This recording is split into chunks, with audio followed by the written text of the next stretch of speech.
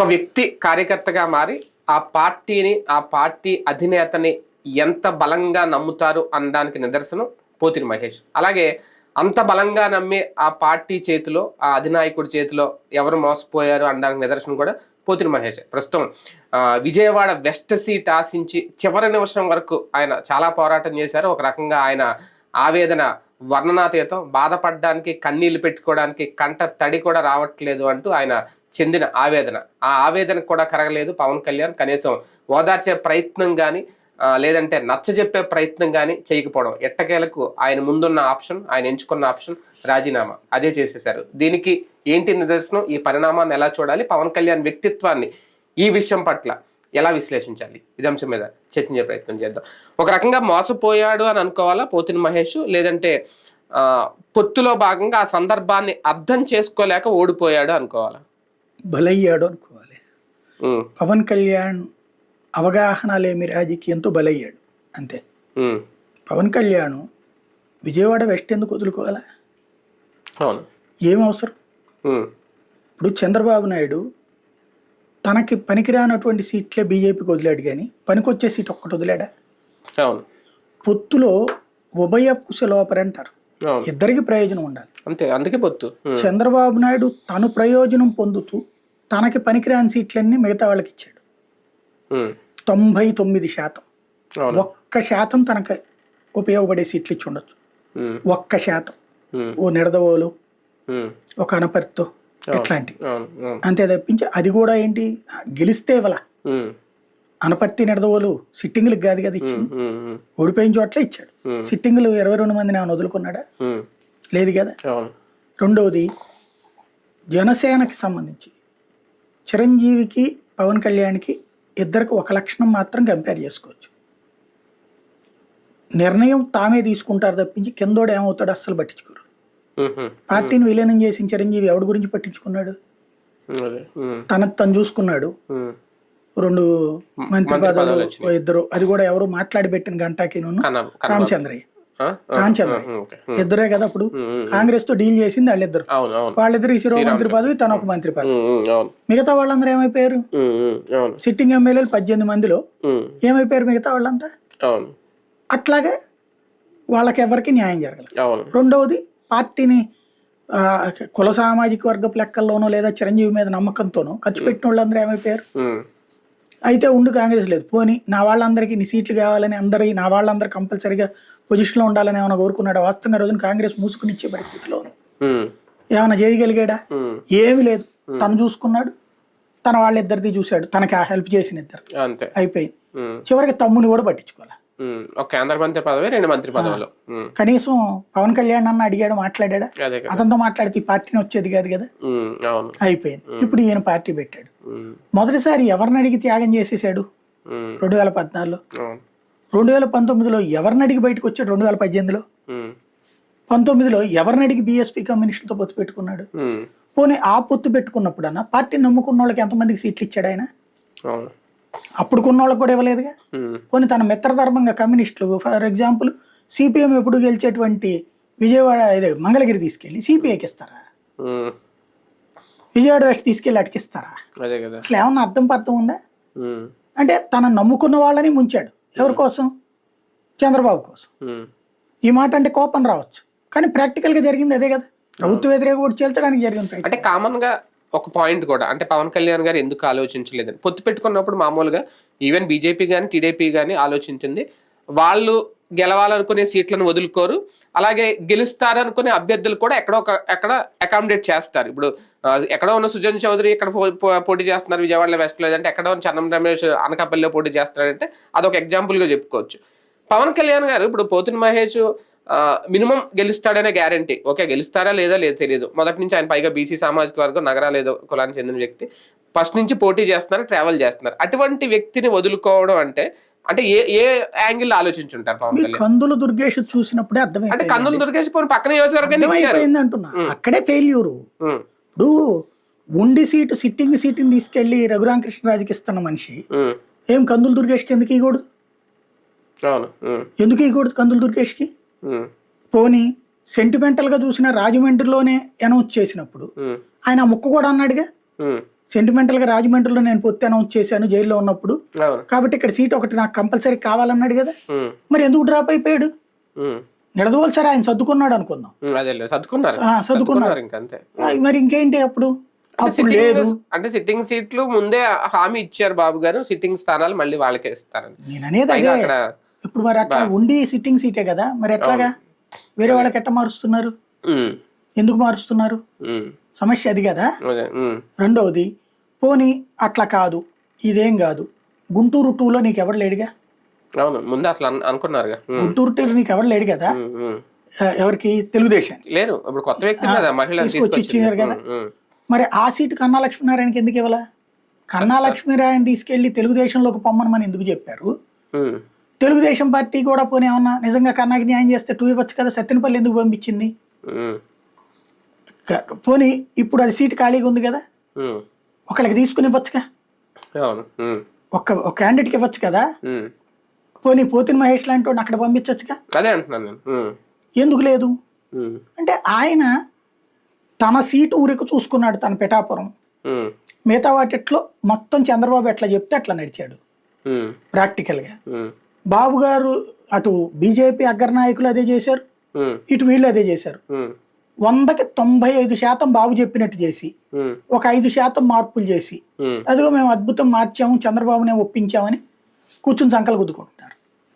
అంతకుమించి చంద్రబాబు గీసిన ట్రాప్ లో వీళ్ళు పనిచేశారు తప్పించి, ఇంకోటి నా వాళ్ళని కాపాడుకోవడం అనేటువంటి కసి కార్యకర్తలో ఉండాలి. అందులో నాకు ఒక్కడు కనబడుతున్న మగాడు ఎవడున్నాడు అంటే కిషన్ రెడ్డి. తెలంగాణలో తెలుగుదేశం పార్టీ చంద్రబాబు నాయుడు వెంకయ్య నాయుడు ఎంత క్లోజో తెలుసు. అదే వెంకయ్య నాయుడు శిష్యుడు అయినటువంటి వాడు కిషన్ రెడ్డి. 2014లో పట్టుబట్టి 3 రోజుల పాటు పొత్తు అంటే వద్దని చెప్పి ఎల్లో హోటల్లో తలుపులేసి కూర్చున్నాడు, ఫోన్లు తీసి అవతల పడేశాడు. 3వ రోజుకి ప్రకాష్ రెడ్డి నా తెల్ల జుట్టు ఆయన ఉంటాడు చూడండి ప్రెస్ కాన్ఫరెన్స్, ఆయన కిషన్ రెడ్డికి క్లోజు, వెంకయ్యనాయుడు క్లోజ్.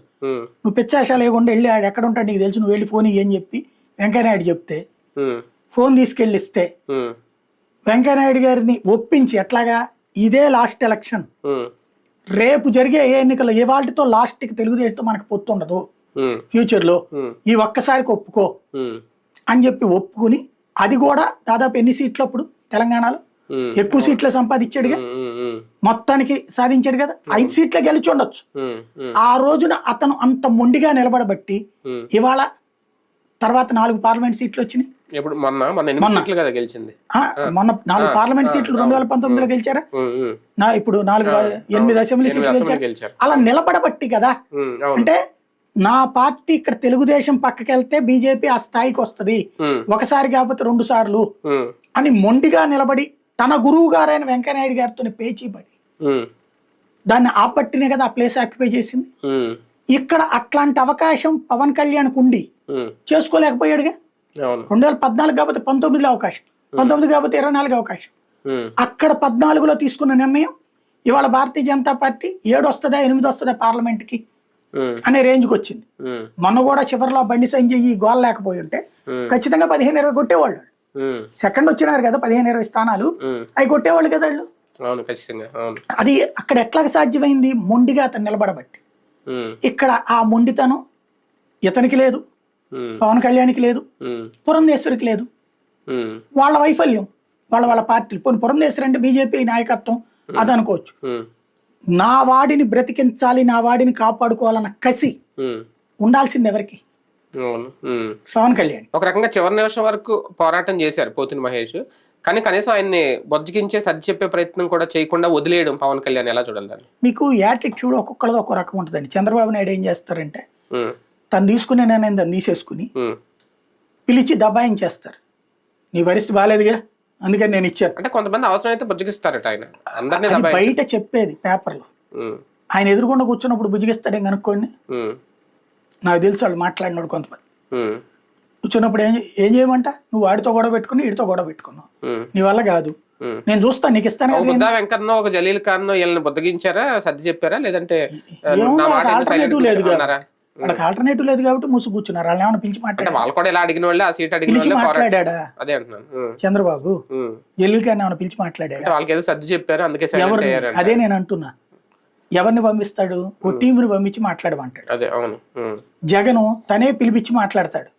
అన్నా నీ పరిస్థితి బాగాలేదు, నిన్ను ఆల్టర్నేటివ్ చూస్తా, నీకు ఎమ్మెల్సీ ఇస్తా, లేకపోతే నీకు కార్పొరేషన్ చైర్మన్ ఇస్తా, నిన్ను చూసుకుంటా, లేదు నీ ఇష్టమన్నా నువ్వు ఎక్కడ చూసుకుంటావో చూసుకో. ఇది తను చెప్పేసే తరహా.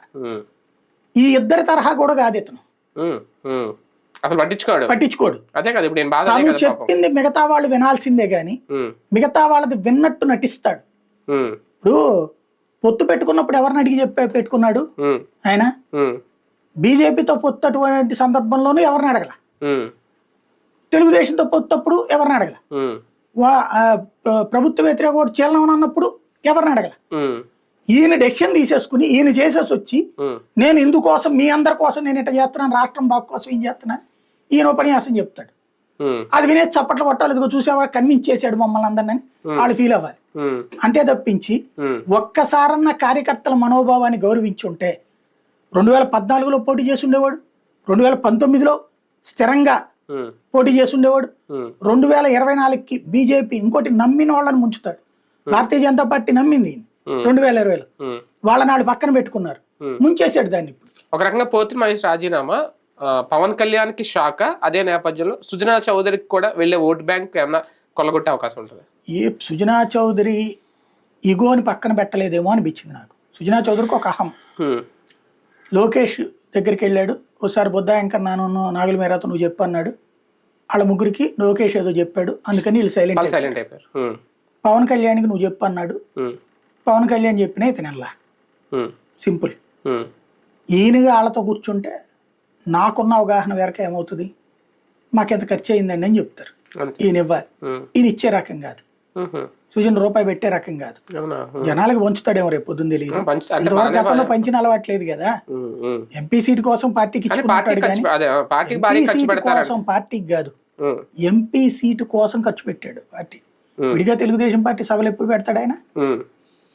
సభలు ఆరోపణలో ఖర్చు కాదు కానీ ఎన్టీఆర్ ట్రస్ట్ భవన్ ఖర్చు అంతా ఈయనే పెట్టుకుంటారు, హైదరాబాద్ లో మొత్తం అంత ఈయన అంటారు, మరి అది ఎంతవరకు తెలియదు. అంటే అర్థం ఏంటి? దానికి ఏదో ప్రయోజనమే కదా, ప్రోకోనే కదా. అంతే, ఇక్కడ క్విట్ ప్రోకో రాజ్యసభ సీట్ ఉంది కాబట్టి దానికోసం ఖర్చు పెట్టారు అనేది. కానీ ఇక్కడ ఇప్పుడు జనాల్లోకి వచ్చారు కదా, ప్రత్యక్ష ఎన్నికల్లోకి జనాలకు ఖర్చు పెడతారు, రేపు డబ్బులు పంచకుండా కుదరదు. కాకపోతే ఇప్పుడు పోతిరి మహేష్ కి వీళ్ళకి డైరెక్ట్ గా వీళ్ళు ఇప్పుడు పోతిరి మహేష్ నాకు తెలిసి ఒక 5 కోట్లు ఖర్చు పెట్టుంటాడు ఈ 10 ఏళ్ళ. ఎక్స్పెక్ట్ చేస్తాడు కదా ఖచ్చితంగా. నాగుల మేర నాకు తెలిసి కనీసం 2-3 కోట్లు ఖర్చు పెట్టుంటాడు, బుద్ధ వెంకన్న 2-3 కోట్లు ఖర్చు పెట్టుంటాడు. నాకు తెలిసి వాళ్ళు 5 కోట్ల దాకా అయ్యి ఉంటది. వాళ్ళు అక్కడ సభలు పెడతారు, మీటింగ్లు పెడుతుంటారు, ఎవరికైనా సహాయాలు చేస్తుంటారు, ఎన్ని ఉంటాయి కదా, పార్టీ వాడికి చేసుకోవాలి. కానీ ఎంత ఖర్చు పెట్టినా ఒకవేళ ఖర్చు పెట్టింది ఇచ్చినా ఏం జరిగింది, ఇక్కడ పోతిరి మహేష్ రాజకీయ భవితవ్యం అనేది ఇంకా ఆ చాప్టర్ క్లోజ్ అయిపోయినట్టు. అంతే కదా, ఇక అవకాశం ఎక్కడ ఉంది? అంటే జనసేన నమ్ముకున్న పోతిరి మహేష్ అన్యాయం జరిగింది అనుకోవాలి. అంతే కదా ఒక రకంగా. ఇప్పుడు ఆయన వైసీపీలో చేరతారని ప్రచారం జరుగుతుంది, ఆయన ప్రయోజనం ఉంటుందా చేరితే? ఏం చేసుకోవాలి? ఇప్పుడు ఆల్రెడీ ఏ సీట్ అయితే ఇచ్చే ఛాన్స్ ఉండదు, ఏముండదు. ఫ్యూచర్ లో ఏమన్నా జగన్ నగరాలకు సీట్ ఇవ్వాలి, ఇప్పుడు మేయర్ సీట్ అట్టిచ్చాడు అట్లాగే నగరాలకు ఇవ్వడం, లేదా ఎమ్మెల్సీ ఇద్దామని ఏమన్నా తీసుకుంటే తీసుకోవాలి. ఇతని వల్ల ప్రయోజనం వస్తుంది అనుకుంటే, కానీ ఇతనితో అంత పెద్ద ప్రయోజనం ఉంటుంది అనుకోండి. ఎందుకంటే నగరాలలో వైసీపీకి ఓట్ బ్యాంక్ లేకపోతే ఫీల్ అవ్వాలి. మొట్టమొదటి నుంచి వైఎస్ఆర్ కాంగ్రెస్ పార్టీ ఓటర్లు నగరాల ఏరియాల్లో ఎప్పుడు కార్పొరేటర్లుగా కాంగ్రెస్ వాళ్ళే గెలుస్తారు, తెలుగుదేశం ఎప్పుడు గెలవాలి ఆ ఏరియాలో. అట్లాగే 1 టౌన్ లో ఎప్పుడు కాంగ్రెస్ కానీ కమ్యూనిస్టులే గెలుస్తారు, అక్కడ ఎప్పుడు వేరే గెలవాల ప్రజారాజ్యం తప్పించి, తెలుగుదేశం ఎప్పుడు గెలవాల. ఇప్పుడు అక్కడ వైశ్యాసు ఇటువైపు ఉన్నారు, ముస్లింస్ ఇటువైపు ఉన్నారు. నగరాలది మేయర్ గా మొన్న ఇచ్చారు కదా, కాబట్టి నగరాల్లో ఇంకా ఇతన్ని ఇస్తేనే వస్తాయని ఎందుకు అనుకోవాలా? జనసేన ఓట్లు ఇతను ఇటు తేవాలి, జనసేన ఓట్లు ఇటు వస్తాయని నమ్మకం ఎంతవరకు? ఇతని ద్వారా ఇతను మాక్సిమం ఇన్ఫ్లుయెన్స్ చేయగలిగిన ఓట్లు ఎంత అనేది లెక్క. ఇతను తాను ప్రూవ్ చేసుకోవాలని ఇప్పుడు లాస్ట్ ట్రిప్ ఎలక్షన్స్ లో ఎన్ని ఓట్లు వచ్చినాయో చూసుకుంటారు. ఆ రేంజ్ ఓట్లు ఇక్కడ నష్టం అనుకుంటే చేర్చుకుంటారు, ఆ రేంజ్ ఓట్లు నష్టం అనుకుంటే, లేదనుకుంటే పట్టించుకోరు. రైట్, చూద్దాం. మొత్తానికి పోతిరి మహేష్ అయితే రాజీనామా చేశారు జనసేనకి. ఒక రకంగా మొదటి నుంచి జెండాలు మోసిన కార్యకర్త, ఆయన్ని వదులుకున్నారనుకోవాలి. ఆయన వల్ల పార్టీకి నష్టమా లాభమా, లేదంటే సుజనా చౌదరి ఆయన్ని కలుపుకుపోతారా, ఏం జరుగుతుందనే చూద్దాం.